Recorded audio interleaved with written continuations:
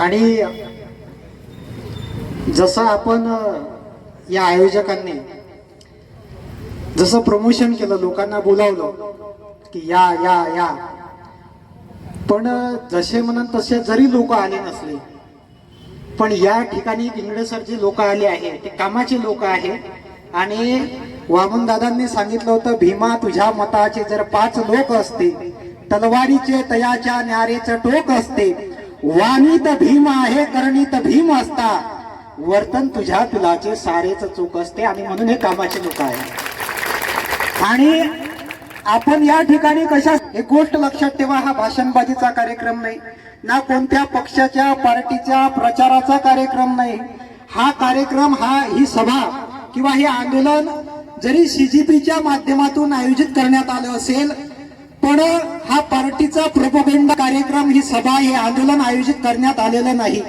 सोनम वांगचुक नावाचं वैज्ञानिक या देशामधल्या नीटचा अभ्यास करणाऱ्या 18 विद्यार्थ्यांनी आत्महत्या केल्या. का बरं आत्महत्या केल्या? तर ऐन वेळेवर पेपर लीक झाला. ज्यांच्या बापांनी स्वप्न पाहिलं की आपला पोरगा डॉक्टर होणार, आपला पोरगा मोठा होणार, डॉक्टर होणार, 18 पिढ्यांचं दारिद्र्य दूर करणार, त्या पोराला आधी तर यांनी त्यांचे पेपर लेट काढले.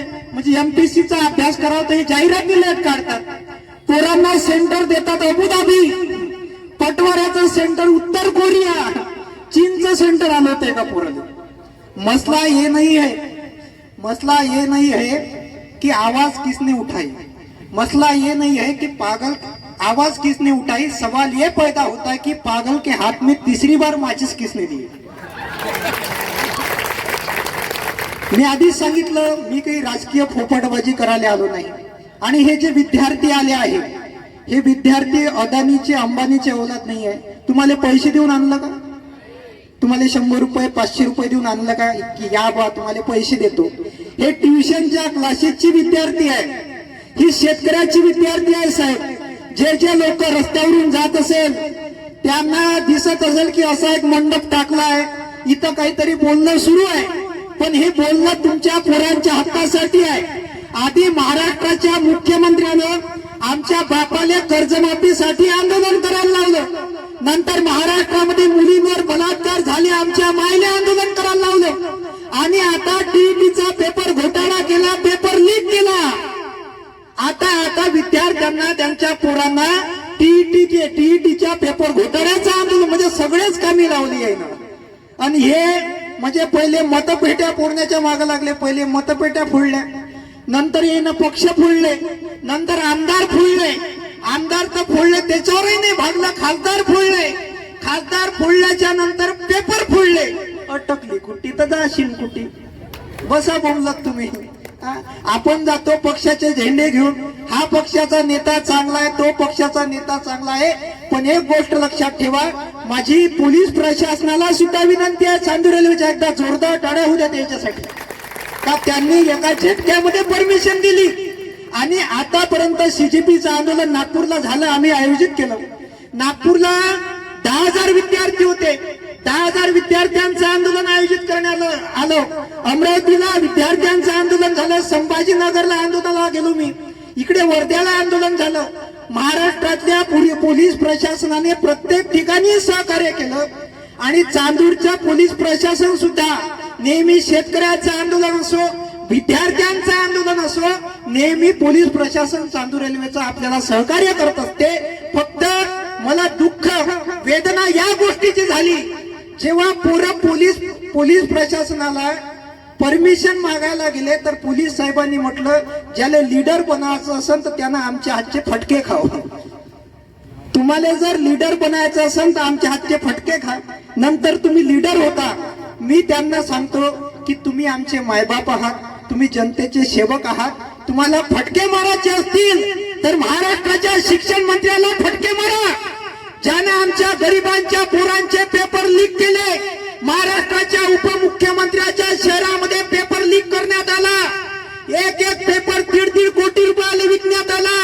महाराष्ट्राच्या उपमुख्यमंत्र्याला फटके मारा. आणि आमचा इतिहास आहे, आमच्या बापजाद्यांना फटके खाल्ले म्हणून हा देश स्वतंत्र झाला. आमच्या बाप जाते लढले स्वातंत्र्य लढ्यात, म्हणून या ठिकाणी आज आम्ही आंदोलन करताय साहेब. आमचा पिंड फटके खात आहे. आणि आमच्या याच्यातला एखादा लीडर झाला तर मग काय बिघडते का? हे आंदोलन कशासाठी आहे गोष्ट लक्षात ठेवा. एमपीसीचा पेपर यांनी आता ऑनलाईन केला, गट क्रमांक क चा. आता 29 सप्टेंबरला आरटीओ ची एक्झाम आहे. आरटीओच्या एक्झामला येणं लायसन कंपल्सरी केलाय. आणि जेव्हा तुम्ही नोटिफिकेशनचा फॉर्म येते, नोटिफिकेशनचा फॉर्म आल्यानंतर त्याच्यात असं सांगितलं की त्याच्यात तुम्ही लायसन आहे काय तर त्याच्यावर टिक करा, येस करा. पण दुसरीकडे आयोग सांगून राहिला का तुम्ही खोटं बोलायचं नाही, तुमच्यावर पोलीस केस होईल. म्हणजे आम्ही हे करावं का ते करावं हे कुठेही समजून राहिलो. पहिली मॅडम येते कविता शिकवते, रेन रेन कम अगेन म्हणजे ये रे पावसा. दुसरी मॅडम येते सर दुसरी कविता शिकवते, रेन रेन गो अवे म्हणजे जाय रे पावसा. कुठेही समजून न राहिलं, पावसाले भलावा का वापस झाडावं. शिक्षण व्यवस्था बिघडली. मी या ठिकाणी कशासाठी आलो? दादांनी सांगितलं सत्यास बोलणारी जबान बोल तुम्ही, तुमच्याच लष्कराचा जवान बोल तुम्ही. पाहून तुम्हास माझ्या येते रगात हिम्मत, तुमच्यामुळेच इतका तुफान बोल तुम्ही. दिल्लीला आंदोलन सुरू आहे साहेब. शेतकरी बांधव या ठिकाणी असेल, चांदूर मधल्या सगळ्या लोकांना माझी विनंती होती, सगळ्यांना विनंती होती की पोरांनी मेसेज पसरवले की आंदोलनाला या.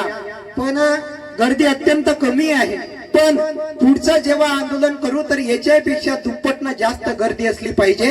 कारण हे जे पोरं आपला हक्क मागायला या ठिकाणी बसलेले आहे, यांना कोणती निवडणूक लढायची नाही आहे.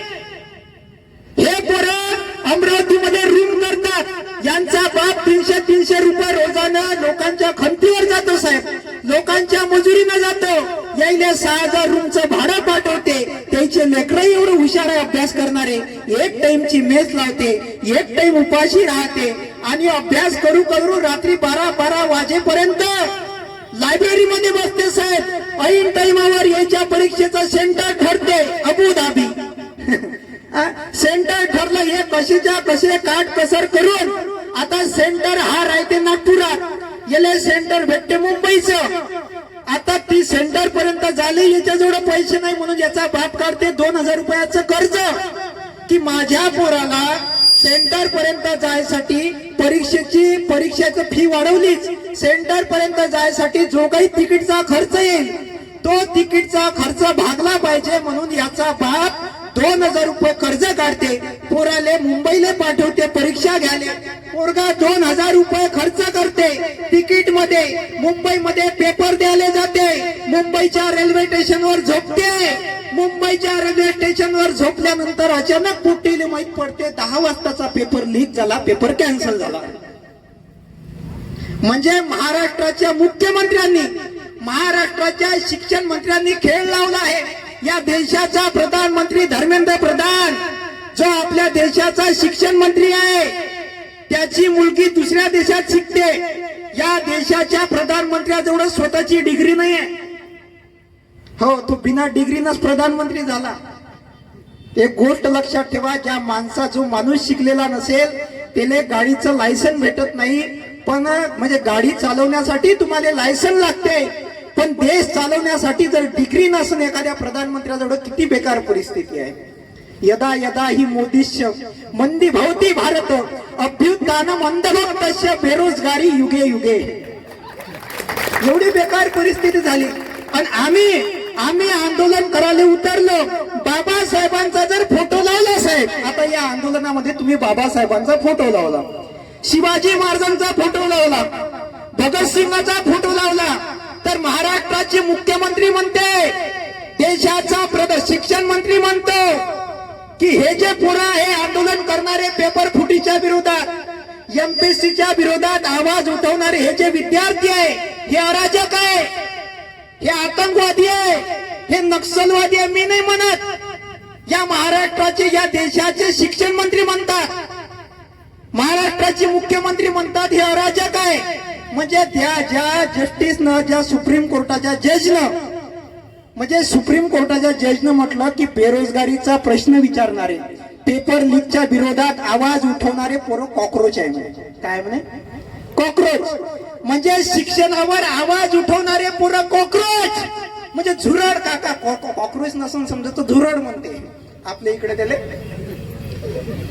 म्हणजे ते मला काही जमत नाही, मला तुला घालपुत्र्याला. आपलं ते वराडातलंच मॉडेल आहे. मी महाराष्ट्राचे मुख्यमंत्री म्हणे की हे जे पोरं आहे हे अराजक आहे. जे बाबासाहेबांचा फोटो हातामध्ये घेतात ते अराजक आहे. आणि आम्हाला कॉक्रोच म्हणणारा या देशाचा सुप्रीम कोर्टाचा जज हा देशभक्त आहे. म्हणजे आमची म्हैस वांजुटी आहे आणि याचा हल्या का बोला. म्हणजे यायचे मंत्री चांगले, येईनं पक्ष फोडून बोलावले ते चांगले आहे. याच्याजवळ डिग्र्या नाही, प्रधानमंत्री बनला चांगला है. चाय वाले बाबू को चाय लेके डूबेगी, अगर चाय से बचेंगे तो गाय लेके डूबेगी. नोटबंदी जीएसटी से भी बच जाए पर हम पेपर लीक करने वाले इन सभी भ्रष्टाचारों के खिलाफ हम सभी के माओ की हाय लेके डूबेगी. याद रखना तुम. जी लोक म्हणतात की हे पोरं अराजक आहे, या पोरांनी आवाज उठू नये, हे पोरं आतंकवादी आहे. हात जोडून विनंती आहे काका, मी तर इंजिनियर आहे. आता तुम्ही म्हणाल हा इंजिनियर आहे तर तू इथे कशाला आला बा. हे जे लेकरं बसले आहे त्या माझ्या बहिणी आहे. एमपीसीचा अभ्यास करणारा आमचे सागर दादा तंबाके आहे इथं पडसखेडचे, हे आयोजनात आहे. आमचे सागर दादा दुर्योधन आहे, साधा माणूस नाही. देशाच्या पातळीवर तो माणूस नाव गाजवलं त्यानं पोरांचा हक्क उठवताना. आणि हे पोरं साधारण शेतकऱ्याची पोरं आहे. हे अदानी अंबानीची औलाद नाही आहे. यांनी या ठिकाणी आंदोलनाचं आयोजन केलं. यायला काही निवडणुका लढायच्या नाही साहेब. या मतदारसंघातले लोकप्रतिनिधी शांत बसले, पण या सगळ्यांना वाटत आहे की आमच्या मतदारसंघातल्या पोरांना चांगलं शिक्षण भेटलं पाहिजे. एमपीसीचा पेपर ऑनलाईन करण्यात आला, तो ऑफलाईन झाला पाहिजे. कारण खेड्यापाड्यातल्या विद्यार्थ्यांना सहसा कॉम्प्युटर समजत नाही काका. आतापर्यंत ह्या पोराईनं अभ्यास केला, कारण ह्या पोराईला माहित होतं की आम्हाला एमपीसीचा पेपर द्या लागते आणि तो लेखी होते. जसं शाळेत लेखी पेपर होते ना, तसं वाटत होतं या पोरांना आता पेपर लेखी होणार आहे. तर अचानक महाराष्ट्राचा शिक्षण मंत्री म्हणते घोटाळा झाल्यावर, पेपर लीक झाल्यावर आता पेपर ऑनलाईन करण्यात आला. म्हणजे ज्या पोरांना आयुष्यात कधी कम्प्युटर हातात घेतलं नाही त्याच्या समोर जर पेपर सोडवण्यासाठी अचानक तुम्ही त्याच्या तोंडासमोर कम्प्युटर आणून ठेवलं तर त्याला पेपर सोडवता येईल का हो काका? साधी गोष्ट आहे ना. आता ऑफलाईन पेपर फुटी होते म्हणून येईनं ऑनलाईन घेतला पेपर. म्हणजे सासूसाठी वाटणी केली, सासूस वाटायला आली आमच्या. एवढी बेकार परिस्थिती आहे आपल्या महाराष्ट्राची. शिक्षण व्यवस्था बिघडली साहेब. आपण जोपर्यंत, आता तुम्ही ऐकायला आले, तुम्हाला वाटत असेल बंगाली घालून आला, चांगलं भाषण देऊन राहिला. आपल्या पोरा एवढंच आहे, तुम्ही माझे भाषण ऐका आणि घरी चालले जा. करून का राहिला? काहीच नाही करून राहिलो. तुमच्या सोयाबीनले भाव नाही, सोयाबीन पेरलं तर निघत नाही. तिकडून देवाभाऊ म्हणते कोरा कोरा कोरा कोरा 7-12 कोरा. त्याच्यातही पात्रता शब्द टाकला, अटकली कुठी तर जाशील कुठी. तुमचे धंदे झाले ऐकायचे, माझे धंदे झाले सांगायचे.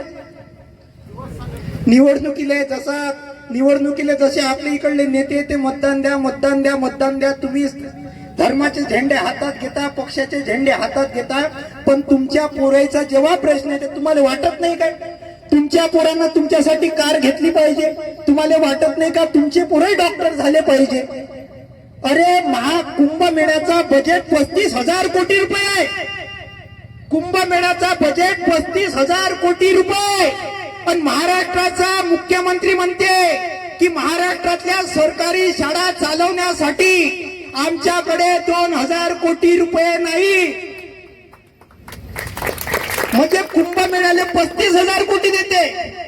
तिथं ते साधू येते गांजा फुकणारे, साधू आल्यावर त्याला देते 35,000 कोटी. आणि तुमच्या पोराच्या शिक्षणासाठी नाही 2,000 कोटी रुपये.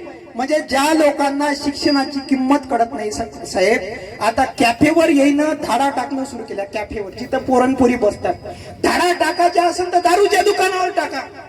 ज्या शाळेत मास्तर शिकवत नाही, ज्या शाळेमध्ये विद्यार्थी नाही, अरे 6 सरकारी हॉस्टेलले महाराष्ट्रातल्या 1,62,00,000 रुपयांचा निधी देण्यात आला. त्या 6 हॉस्टेल बंद पडले. त्या 6 हॉस्टेलमध्ये एकही पोरगा राहत नाही. अशा 6 हॉस्टेलला, सरकारी हॉस्टेलला महाराष्ट्राच्या मुख्यमंत्र्यानं 1.5 कोटी रुपयापेक्षा जास्त निधी दिला. आणि हे पैसे कोणाच्या खिशात चालले? हे पैसे चालले ह्या लोकप्रतिनिधीच्या खिशात. म्हणून माझं भाषण ऐकल्यानंतर घरी जाऊन शांत बसाच नाही. तुम्ही कोणत्या देवाले मानता, कोणत्या महापुरुषाले मानता, अल्लाहले मानता का, येशूले मानता का, देवाले मानता का, बाबासाहेबांना मानता, मला काही घेणदेण नाही आहे. पण तुम्ही तुमच्या पोरांच्या शिक्षणाला मानलं पाहिजे, तुमच्या वावरातल्या सोयाबीनले मानलं पाहिजे. तुम्हाला जो खर्च येते काका, 2 एकरात 30,000चा खर्च आहे आणि 12-18 रुपयाचं उत्पन्न आहे, तरी तुम्ही शांत बसता. आणि तिकून म्हणते हिंदू खतरे में है, मुसलमान धोके में है. त्याचा जोडा करून मारला पाहिजे तुम्ही आधी. एवढी बेकार परिस्थिती झाली. म्हणून वामनदादा म्हणायचे, भिकारी होऊनी दारी तुझ्या मी दान मागावे, दिनांच्या चाकरीसाठी तुझे इमान मागावे, उपाशी जीव हे कोटी तयांची भूक भागावी, अशासाठी भीमा तुझ्याकडचे ज्ञान मागावे, तुझी निष्ठा तुझे जीवन तुझी श्रद्धा भीमावरची, नसावी नाटकी वामन खरे बलिदान मागावे. सत्तेतल्या लोकांचे जे समर्थक असतील, जे भाजपचे लोक असन, त्याला वाटत असून हा आपल्या सरकारच्या विरोधात बोलून राहिला. साहेब, माया फेसबुक प्रोफाईलवर जा, मी सगळ्याच पक्षाला शिवा देतो. हो, सगळ्याच पक्षाला. जो माया बापाच्या, शेतकरी बापाच्या विरोधात बोलला, जो विद्यार्थ्यांचे पेपर लीक करत असन, आज बीजेपीचं सरकार आहे, उद्या काँग्रेसचं सरकार जरी आलं, ह्याच ताकदीनं बोलू साहेब. फक्त एक गोष्ट लक्षात ठेवा, पेरियार म्हणायचे की lack of education is a limitation but rejecting logic after education is a crime. तुम्ही शिक्षित असणं हा गुन्हा नाही आहे, तुम्ही अशिक्षित असणं हा गुन्हा नाही आहे. पण तुम्ही अशिक्षित असून सुद्धा अंधभक्त असाल तर हा गुन्हा आहे म्हणते. कोण म्हणते असं? मी नाही म्हणत, पेरियार म्हणायचे. एक गोष्ट लक्षात ठेवा, तर्क आणि वितर्क लावणं आपण शिकलं पाहिजे. छत्रपती शिवाजी महाराज स्वराज्य निर्माण करू शकले काका, कारण त्यांच्याजवळ संघटन होतं. कधी त्यांच्या मावळ्यानं म्हटलं नाही, शिवाजी महाराजच्या मावळ्यांनी कधी म्हटलं नाही औरंगजेबाजवळ पैसा आहे तर शिवाजी महाराजची मावळे 50 खोकी घेऊन गुवाहाटीला गेले नाही. रामानं सीता आणली, पण आता राम मंदिर लुटलं. त्या काळात जर राम मंदिराचे ट्रस्टी रामाच्या सेनेमध्ये असते, बरं झालं वानर होते तेव्हा, हे तरी फुटले नाही. सोन्याची लंका पाहून हे फुटले असते. एवढी बेकार परिस्थिती आहे. ज्या प्रभू श्री रामचंद्राच्या नावावर सुद्धा यांनी मत मागितले, त्या रामाचं मंदिर 1200 कोटी रुपये गायब केले. सीता मैया भी नाराज है, विश्व गुरु के काम से बोलती है, सारे पैसे खा गए मेरे पती के नाम से. म्हणून माझी विनंती आहे, या ठिकाणी आले, भाषण ऐकलं, घरी गेले तर जागरूक व्यक्तीसारखे एक गोष्ट लक्षात ठेवा, जो इस पागलपन में शामिल नहीं होंगे वो मारे जाएंगे. कटघरे में खड़े कर दिए जाएंगे. जो विरोध में बोलेंगे, जो सच बोलेंगे वो भी मारे जाएंगे. इस समय सबसे बड़ा अपराध है निहत्थे और निरपराधी होना. जो अपराधी नहीं होंगे वो मारे जाएंगे. या ठिकाणी हे पोलीस जे उभे आहे बांधव, हे पोलीस बांधव यांनी रात्रभर अभ्यास केला म्हणून पोलीस बनले. यायच्या वेळेस पेपर लीक नाही झाला, पेपर फुटलाय नाही म्हणून हे पोलीस झाले. आज तुम्हाला जर वाटत असेल याच्यासारखे आपले लेकरं पोलीस झाले पाहिजे, म्हणून पेपर फुटला नाही पाहिजे काका, पेपर ऑनलाईन नाही झाला पाहिजे. म्हणून जेव्हा पुढचं आंदोलन होईल, त्या लेकरांच्या सोबत तुम्ही सुद्धा आपल्या पोरांच्या सोबत उभं राहायला पाहिजे. कारण धर्मेंद्र प्रधानचा इस्तिफा मागासाठी सोनम वांगचुक 18 दिवसापासून दिल्लीच्या जंतर मंतर मैदानावर आंदोलनासाठी, उपोषणासाठी बसले आहेत. सुप्रीम कोर्टामध्ये याचिका दाखल झाली की सोनम वांगचुक यांचं उपोषण रद्द करा, अन्यथा 2 दिवसामध्ये त्या माणसाचा जीव जाऊ शकतो. या देशाचा, सरकारचा एकही व्यक्ती त्या व्यक्तीला भेटायला गेला नाही. त्या देशाची राजसत्ता आणि शिक्षण व्यवस्था अशी आहे, तो माणूस जर मेला, लक्षात ठेवा, तर या देशातली लोकशाही मेली, तुमचा माणूस पण मेलं आणि तुमच्या मनातले बाबासाहेबांचे, शिवाजी महाराजांचे विचार मेले, लक्षात ठेवा. आणि तुमच्या पोरांचं भविष्य सुद्धा मेलं. म्हणून घरी गेल्यानंतर विचार करा. तुमच्या पोरांना डॉक्टर, इंजिनियर, कलेक्टर, IPS अधिकारी करायचं असेल, यांना पटवारी करायचं असेल, तर तुम्हाला जागृत होणं काळाची गरज आहे. पोरांनो, पोरीवर प्रेम जरूर करा, पण तेवढंच देशावरही करा. क्योंकि ये कमसीन कलिया, ये महकती हवाएं, ये पायल के छमछम जो बास को लाए, ये रुखसार की लाली, ये झुल्फों के साए, ये कमर की लचकन, ये गुंजी सदाए, ये मोहब्बत की बातें, ये महबूब की यादें, ये बुझती चरागों को बेशक हवा दे. इन्हीं की बदौलत है महफिल में रौनक, इन्हीं से वफा की अशरफी दमकती, इन्हीं से हिजरत की रातें कटती, इन्हीं से जवानों की आंखें चमकती. पर हमें आग पीने दो जिंदा जवानों, के जुगनुओं पे हमको भरोसा नहीं है, और लड़े हैं सदा ही मशालों को लेके. अंधेरे को हमने भी कोसा नहीं है, ना आंखों को झीलों से तस्वीर दी, ना झुल्फों को बादल का नाम दिया, ना मुस्कान को उनकी है चंदा कहा, ना रातों की बाहों को जाम दिया. जवानों की हाथों की उठी की तड़प को शमशेर ही दी है, गुलाब नहीं. और उनके नहाने के बाद भी पानी को हमने पानी ही कहा है, शराब नहीं. आमच्या बहिणी आहे, क्योंकि उनके नहाने के बाद भी पानी को हमने पानी ही कहा है, शराब नहीं. क्योंकि हम ये शिवाजी और अंबेडकर भगत यूं ही रूप अपने बदलते रहेंगे. और भारत को उजाले की पड़ी जो जरूरत, तो जलते रहे हैं और जलते रहेंगे. एक गोष्ट लक्षात ठेवा, हा एल्गार आहे पेपर फुटीच्या विरोधात. हा एल्गार आहे महाराष्ट्रातले, म्हणजे सरकारी शाळा बंद करण्यात आल्या, पण दारूचे दुकानं उघडे करण्यात आली. लक्षात ठेवा, किताबें इनकलाब पैदा करती है, इसलिए स्कूल बंद है. और शराबे गुलाम पैदा करती है, इसलिए दारू के ठेके चालू है. म्हणून पोरांनो, जागृत व्हा. ज्या ज्या लोकांनी माझं भाषण ऐकलं असेल, ज्यांना ज्यांना माझा आवाज पटला असेल, हा बाबासाहेबांचा अनुयायी आहे, छत्रपती शिवाजी महाराजांचा अनुयायी आहे. माझ्या बापाजवळ 2 एकर शेती आहे काका, 2 एकरा कास्तकाराचं मी पोरगा आहे. म्हणून तुम्ही सुद्धा आठवण ठेवा, देशाच्या प्रधानमंत्र्याचा तर मागूच राजीनामा, पण महाराष्ट्राच्या शिक्षण मंत्र्याचा, देशाच्या शिक्षण मंत्र्याचा राजीनामा मागू. मी म्हणतो धर्मेंद्र प्रधान इस्तीफा दो. तुम्ही म्हणायचा इस्तीफा दो, इस्तीफा दो. हो, ज्याचं मी कॅमेरामॅन वेळा येऊ, जल्दी फोकस करू. जे जे म्हणत नाही त्याच्याकडे लक्ष ठेवायचं, म्हणजे समजून जायचं का येईल आपल्या पुराच्या भविष्याची काही पडली नाही आहे. धर्मेंद्र प्रधान इस्तीफा दो. अरे धर्मेंद्र प्रधान इस्तीफा दो. दादा भुसे इस्तीफा दो. देवेंद्र फडणवीस इस्तीफा दो. अरे नरेंद्र मोदी इस्तीफा दो. थँक्यू. ज्या लोकांना माझ्या बोलण्यात तुमच्या भावना दुखावल्या असतील तर दुखू द्या. तसे की तुमच्या खात्यात 15 लाख आले नाही, लाडक्या बहिणीचे पैसे तसे लेट झाले आहे ना, तिकून तर दुखावलेच आहे. माझ्या भाषणात काय दुखावले असेल तुम्ही? मुझको जालिम का तरफदार नहीं लिख सकते, वो मुझको ऐसे ही गद्दार नहीं लिख सकते. जान हथेली पर रखकर बोल रहा हूं जो सच, वो सच इस देश के अखबार नहीं लिख सकते. पत्रकार बांधव आले का? आले का? टाळ्या वाजवा त्यांच्यासाठी एकदा जोरदार. कारण हे मोदी मीडियाचे नाही, तर हे शेतकऱ्यांचा आवाज उठवणारे पत्रकार आहे. एकदा पोलीस प्रशासनासाठी जोरदार टाळ्या होऊ द्या. साहेबांना म्हणतो की साहेब, पुन्हा जर हे पोरं परमिशन मागायला आले तर फटके मारण्याची भाषा यांच्यासोबत वापरू नका. कारण तुमच्यासारख्या गरिबाच्या घराण्यातून आम्ही पुढं यायचा प्रयत्न करतो आहे. म्हणून मी म्हणतो बडी अच्छी बात है. तुम्ही म्हणा पुलिस हमारे साथ है. बड़ी अच्छी बात है. अरे बड़ी अच्छी बात है.